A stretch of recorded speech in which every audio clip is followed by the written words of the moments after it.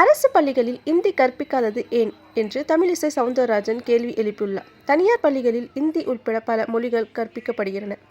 ஆனால் பல மொழிகளை கற்பிக்காததால் பணிக்காக வெளி மாநிலங்களுக்கு செல்வோர் பாதிக்கப்படுகின்றனர் என குற்றம் சாட்டி அவர் மற்ற மொழிகளை மதித்தால்தான் தமிழ் வளரும் வாழும் எனவும் தெரிவித்துள்ளார்.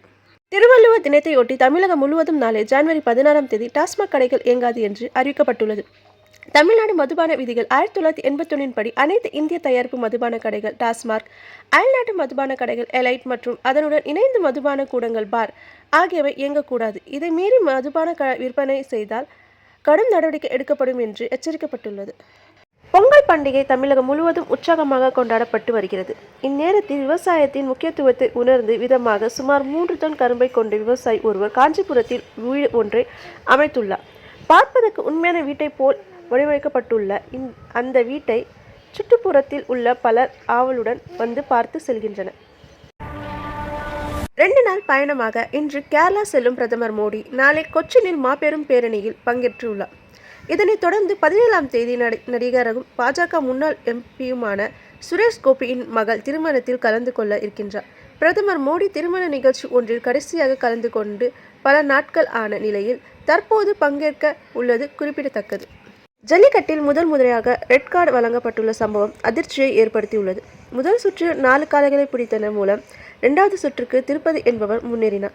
அவர் 2வது சுற்றில் மற்ற வீரர்கள் காளைகளை அடக்கும்போது அதனை தடுத்து அதிகப்படியான காளைகளை பிடிக்க முயற்சி செய்துள்ளார்.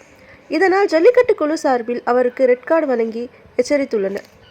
பிரதமர் மோடி வரும் 16, 17 ஆகிய தேதிகளில் ஆந்திரா மற்றும் கேரளாவுக்கு சுற்றுப்பயணம் மேற்கொள்ள உள்ளார். ஆந்திராவில் தேசிய சுங்க, மறைமுக வரிகள் மற்றும் போதைப் பொருட்களுக்கான அகாடமி துறைமுகங்கள், கப்பல் மற்றும் நீர்வழி துறைகளுடன் தொடர்புடைய முக்கிய உட்கட்டமைப்பு திட்டங்களை தொடங்கி வைக்கிறார். கொச்சினில் 4000 கோடி மதிப்பிலான 3 பெரிய உட்கட்டமைப்பு திட்டங்களையும் பிரதமர் மோடி தொடங்கி வைக்க உள்ளார். 2024 நாடாளுமன்ற தேர்தலில் யாரிடமும் கூட்டணி இல்லை என்று பகுஜன் சமாஜ் கட்சியின் தலைவர் மாயாவதி அதிகாரப்பூர்வமாக அறிவித்துள்ளார். ஊபி உள்ளிட்ட மாநிலங்களில் பகுஜன் சமாஜ் கட்சிக்கு கணிசமாக வாக்கு வங்கி உள்ளது. எனவே வரும் மக்களவைத் தேர்தலில் காங்கிரஸ், இந்திய அலையன்ஸ், பாஜக, NDA என யாரிடம் கூட்டணி வைக்கப் போவதில்லை, தனித்து போட்டியிடுவதாக அறிவித்துள்ளார்.